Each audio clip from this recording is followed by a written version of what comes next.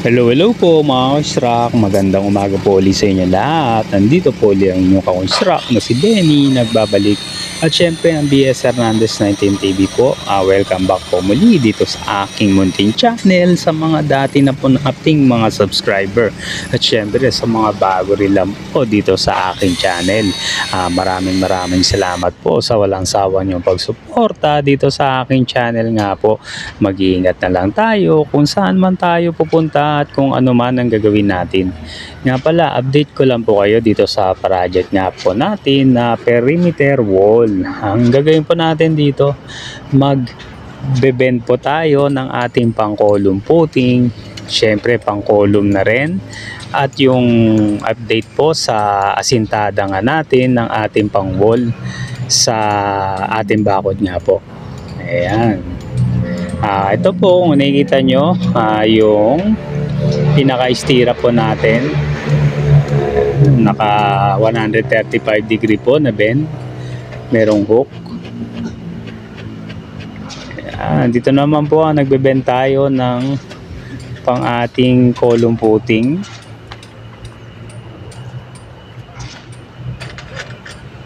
Ayan po, 12 mm ang ating pang column footing nga po. Yung pang istira po natin, 10 mm na steel bar naman po ang ating gagamitin.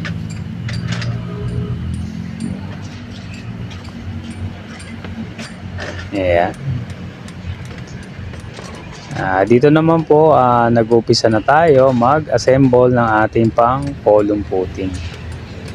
Ang sukat po ng ating column footing nga po is 80 cm. Ayan, pinakalapat po ng ating column footing, 80 cm. 12 mm po na bakal ang ginamit natin dito.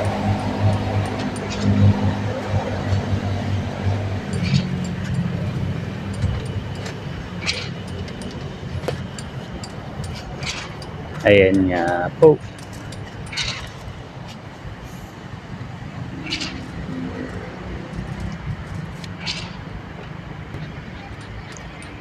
Yun, ayos.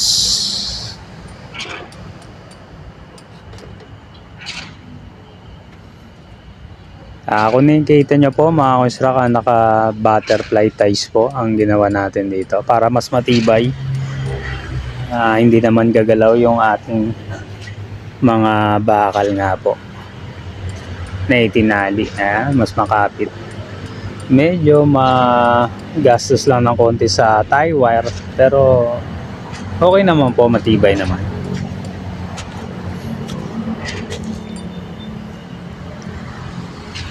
Yeah.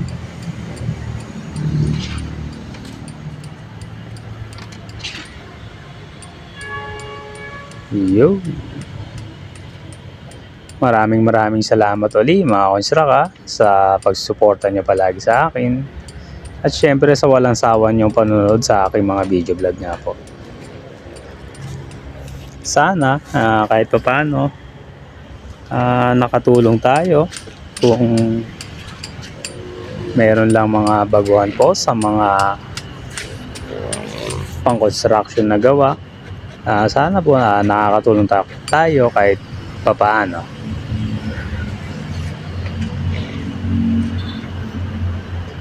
Ayan po, gawa na ang ating pang column footing. Next na gagawin naman po natin ang ating column. Ayan, yung pinaka-poste ng ating bakod.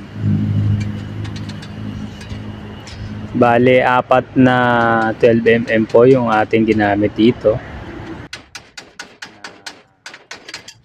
Patayo nga po, yung pangtayo natin na bakal. Yung pinaka-vertical ng ating column, 4 na 12 mm nga po na bakal. Tapos syempre nakabend yung dulo. Binend pa natin ng 12 cm yung pinakadulo ng ating 12 mm nga po, yung pinaka paa ng ating poste. Ayan. Tapos ang spacing po natin sa una, dalawang 5 cm na magkasunod, tapos 10 cm, dalawa. Sunod naman po is 15 cm, tapos 20 cm. The rest, yung mga susunod, 25 cm na po yung ating spacing. Yun. Ayos. Natapos na rin po natin matali ang ating column. Yan nga po. 25 cm ang spacing nitong pang ibabaw nga po natin na stirrup.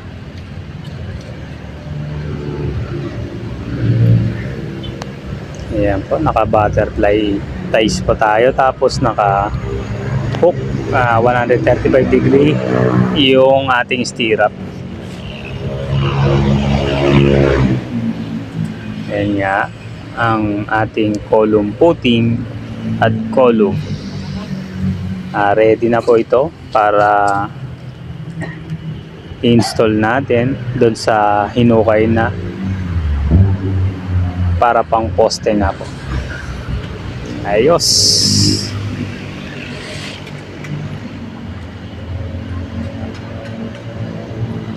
Matibay po yung ating column at syempre column footing. Ayan po, si Papa sa kasi kay Mario, nag-asintada na po ng ating pang-wall.